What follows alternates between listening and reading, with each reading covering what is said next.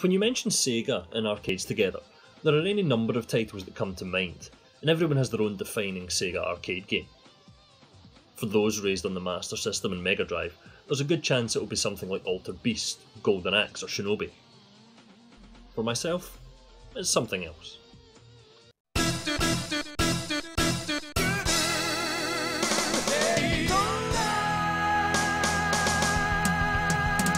Sega's seminal racer, Daytona USA, is one of the highest grossing arcade games of all time, and still one of the most revered.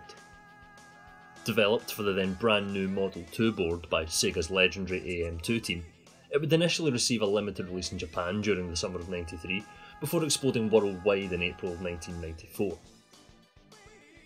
So for the two people watching who've never played the game, what is Daytona USA and why was it a big deal? Well, to talk about that we need to go back a few years and look at Sega themselves, arguably the best developer of arcade games in the industry at the time.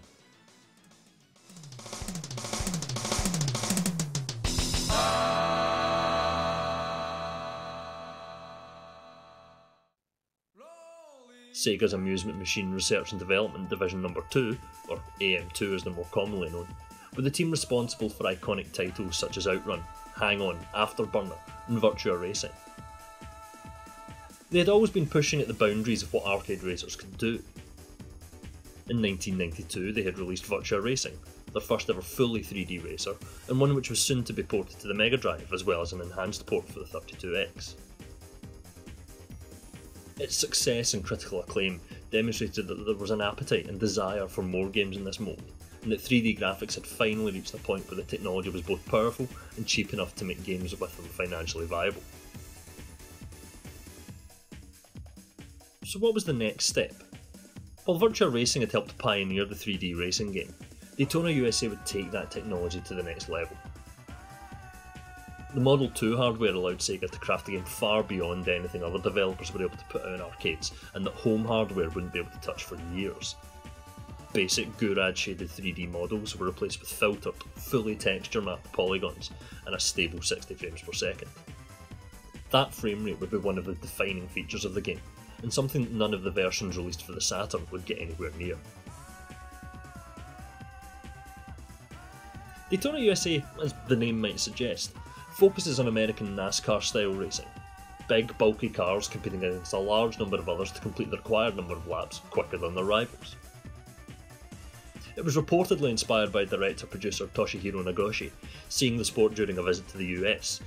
Its simplistic but thrilling nature seemingly perfect as a way to do something new with the racing genre.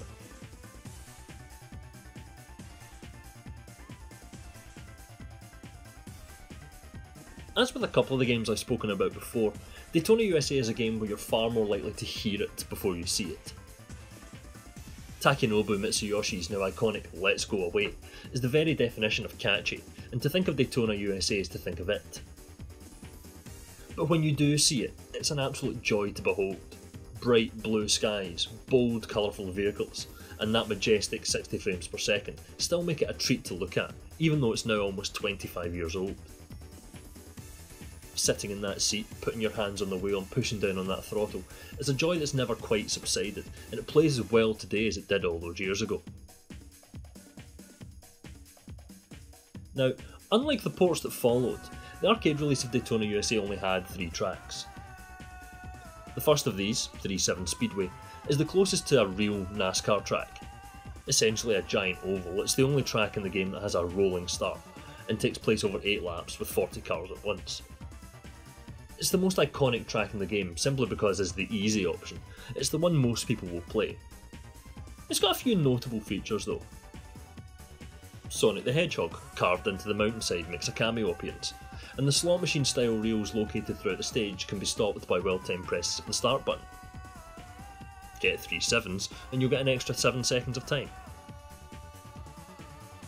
The second track, Dinosaur Canyon, is the option for advanced players.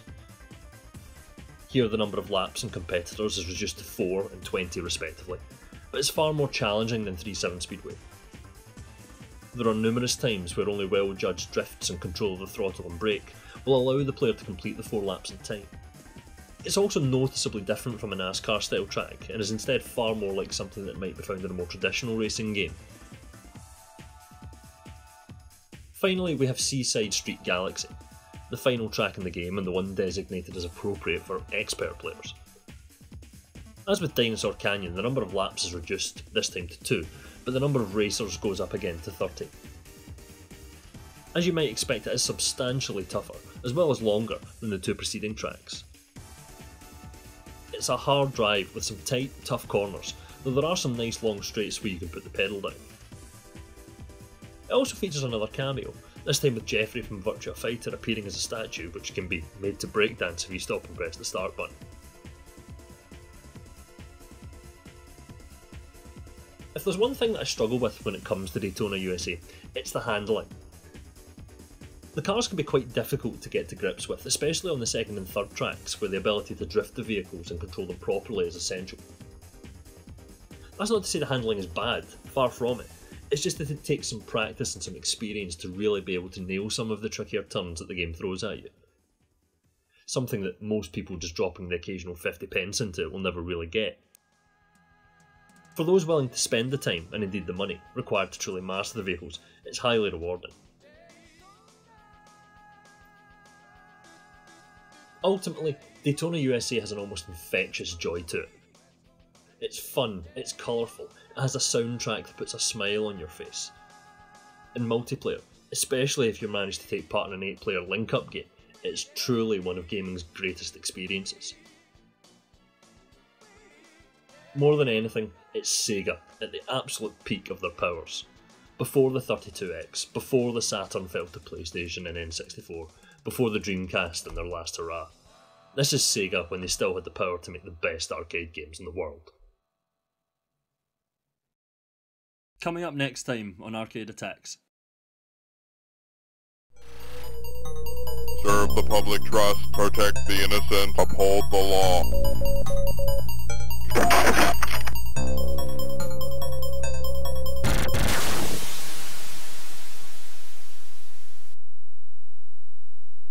RoboCop.